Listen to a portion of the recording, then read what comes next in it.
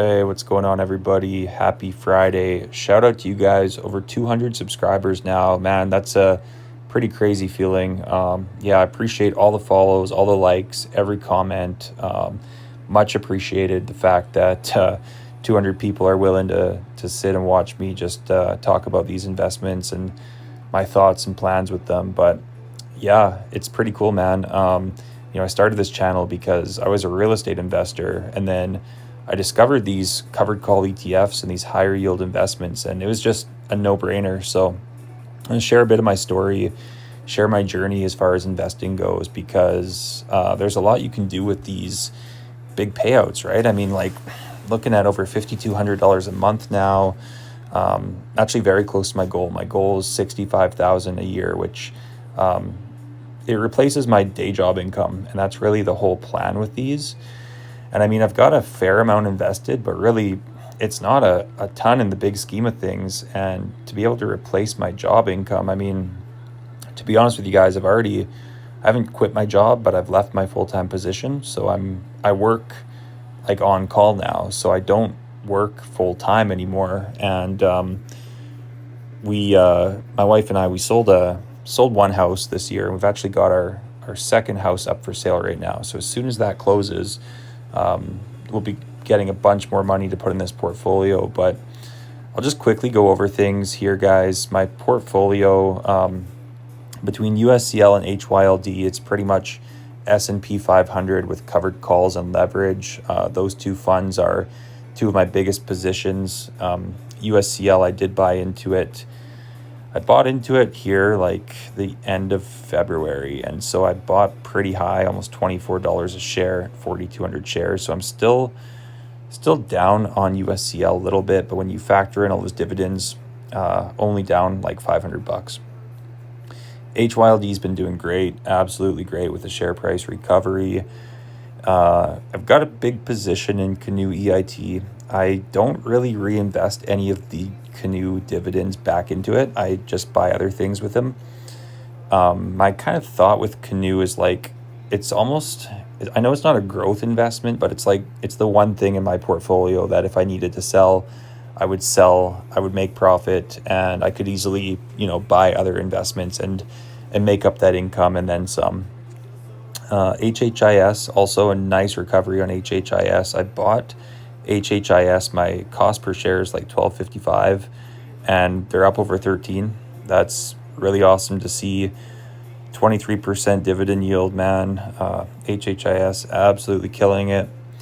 Same with HDIV.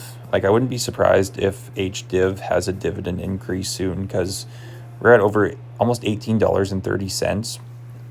And also, by the way, when you hear people talk about NAV erosion, I cannot imagine they're talking about any of the Hamilton, Global X, like Harvest. I can't imagine they're talking about those types of funds, because HDIV started at like in the $16 range back in 2021.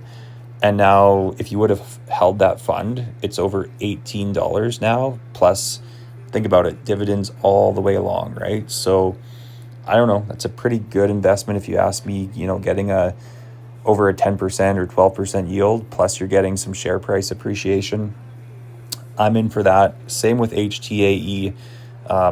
Pretty obvious that there's been some growth since it started in the $10 range, right? And now we're at pushing close to $17. Again, this is an enhanced tech fund, right? So the yield is over 11%. And I've been happy with HTAE as well.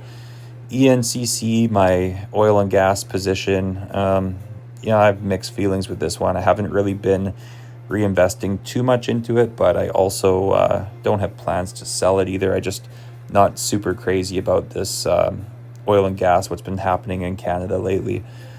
GDV I've been good with. Again, haven't really been reinvesting too much into that. BCC. Now, I picked this up a month or two ago.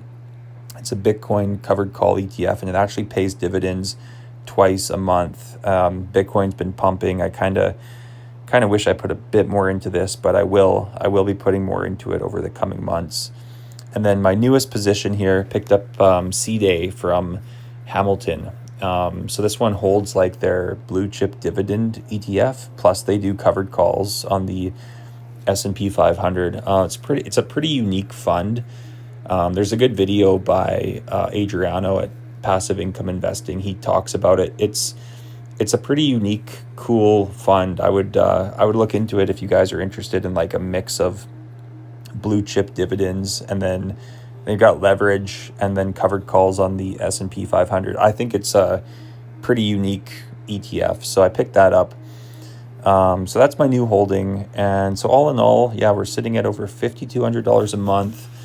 Again, guys, pushing up to that 65,000 mark, and once this house gets sold, that's pretty much it. Just replace the paycheck from work, and the next steps will be to decide what to do next. We're looking at relocating out of northern Alberta, just into a more bigger modern city, something that has a little bit more for us to do.